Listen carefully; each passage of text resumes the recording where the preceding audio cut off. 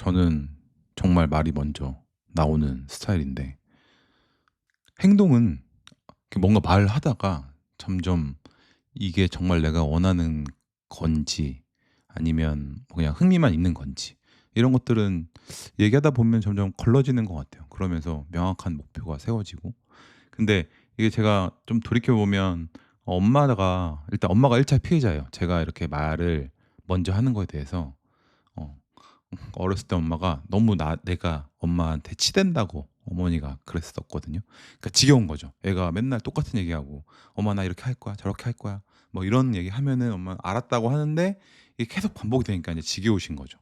그래서 저 어렸을 때부터 막 엄마가 치댄다고 뭐라고 많이 했는데 이게 나중에는 여자친구한테 옮겨갑니다.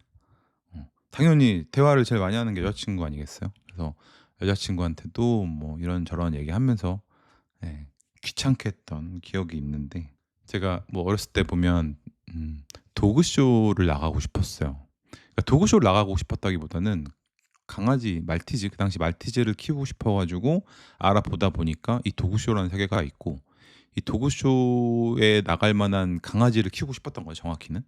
심지어는 그 당시 여자친구랑 거의 1년 동안 주말에 만나면 진짜 그 서울에 있는 모든 애견샵은 다 다녀본 것 같아요. 주말마다 데이트는 항상 애견샵을 가고 그 근처에서 밥을 먹고 그리고 헤어지는 이 코스가 1년 동안 유지가 됐죠. 아 여자친구한테 미안한데 어쨌든 결국에는 도쇼를 나갑니다. 나가서 뭐 한 1년 정도 했었는데 어 이렇게 뭔가 집요하게 하나를 좀 파는 성격이기도 하고 그래서 아마도 사람들이 말하는 걸 좀 어려워하는 게 이게 뭐 '비난받을까 봐가 제일 크지 않을까.' 싶은데 좀 받으면 어때요? 사람들이 뭐라 하면 어때? 내가 그런 말하는 것도 자유고요. 그 사람들이 비난하는 것도 자유긴 한데 인제 그런 경우가 있어요. 이것도 저 예전에 연애할 때 여자친구인데 어 지금 정확히 기억 안 나요. 뭘 말했는지 기억은 안 나는데 그게 남아 있어요, 인상이. 그 목표하는 걸 얘기했을 때 "아 그게 되겠니? 되겠어?" 약간 뭔가 완전 기운 빠지게 하는 그런 게 있었어요.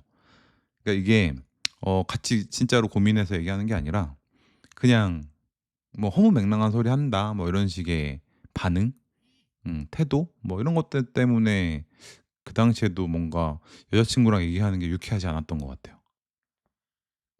이게 제가 원하는 걸 다 받아 달라는 그런 얘기는 아니고 이거 아마 저 같은 똑같은 스타일의 사람들은 어떤 건지 이해하실 텐데 이게 힘을 슉 빼는 사람들이 있어요. 하지만 저는 이 말의 힘을 좀 믿는 게 내가 이렇게 말을 많이 하고 이러면서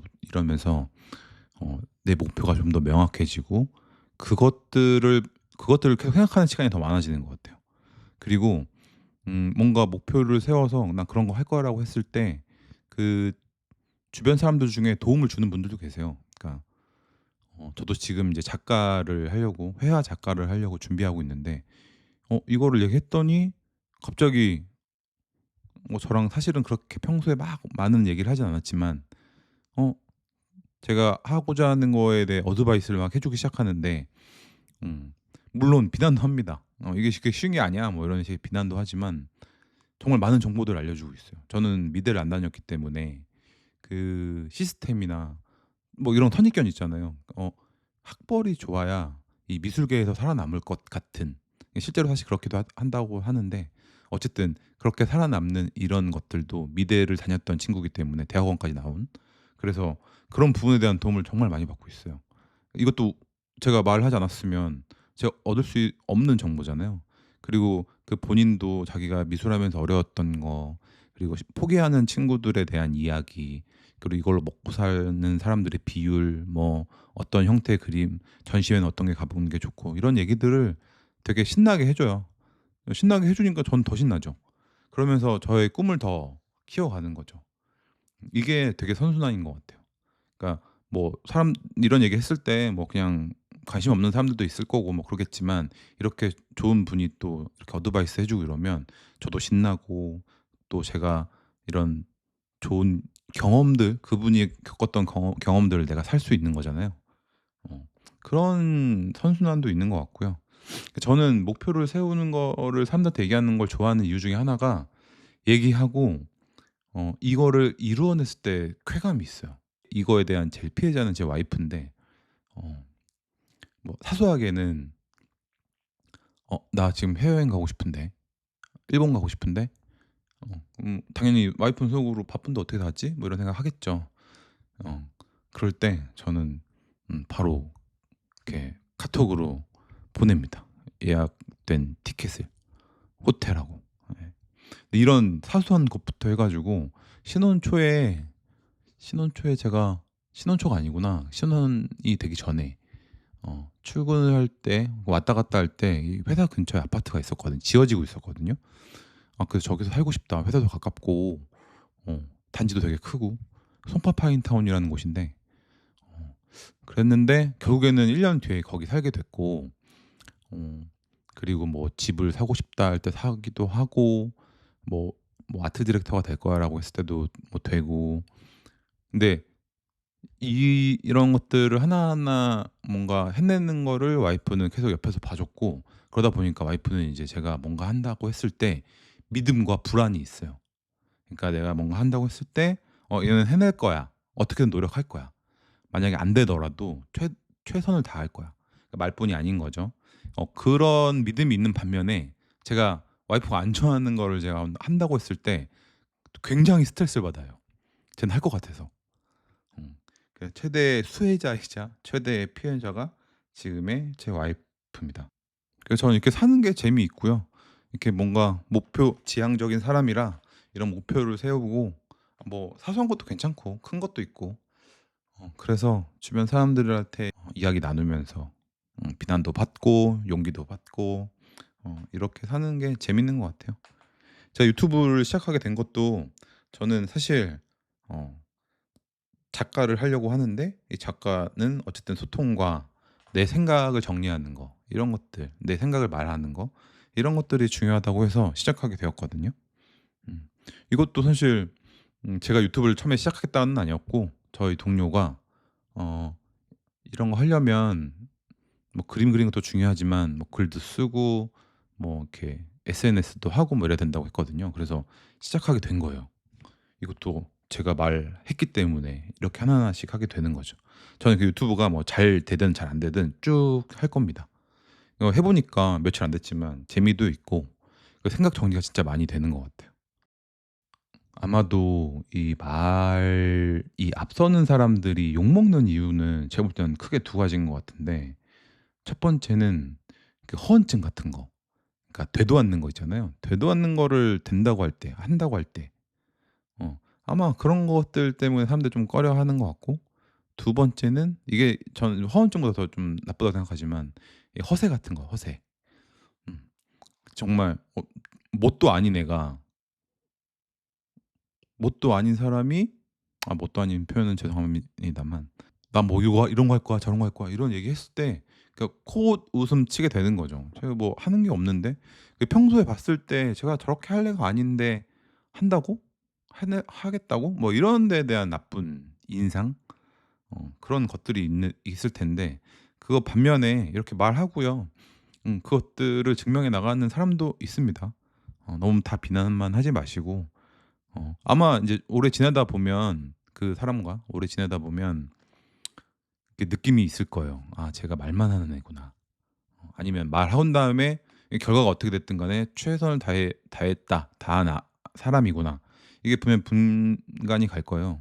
그때 보시고 얘를 이 사람이랑 뭐 멀어지든지 그럼에도 불구하고 가까워지든지 뭐 이거는 본인들의 선택이겠지만 그 말 많이 하는 사람들 너무 나쁘게 안 봤으면 좋겠고, 말을 했는데 행동이 따라주지 않는 거는 뭐 그 사람 본인의 의지가 제일 중요하겠죠. 근데 제일 문제는 그건 것 같아요. 정말 원하지 않았다. 어 말한다는 거는 결국에는 내가 뭔가 하고 싶다고 얘기하는 거는 음 그건 진실일 텐데 실제로 안 하는 거는 왜 안 할까요? 저는 아직도 좀 궁금하긴 한데 그만큼 원하니까 얘기를 했고 얘기했으니까 내가 그거를 어 어떻게든 이루기 위해서 정말 열심히 노력할 거 아니에요? 근데 그런 아직 심리는 모르겠어요. 좋아하는 거나 좋아하지 않은 일을 하려고 해서 그런 건가? 이거는 약간 좀 다른 게 지금 말하다 보니까 좀 생각이 나는 게 내가 하고 싶지 않은데 해야 될 거. 해야 될 거를 얘기한 다짐? 다짐은 좀 구분해야 될 것 같아요. 다짐은 안 될 것 같아요. 다짐은 내가 하기 싫은 걸 억지로 하겠다는 거잖아요. 어 될까요? 의지가 없는데 혹은 하고 싶지 않은데 하는 거는 또 재미도 있을까? 그게? 유지 가능할까?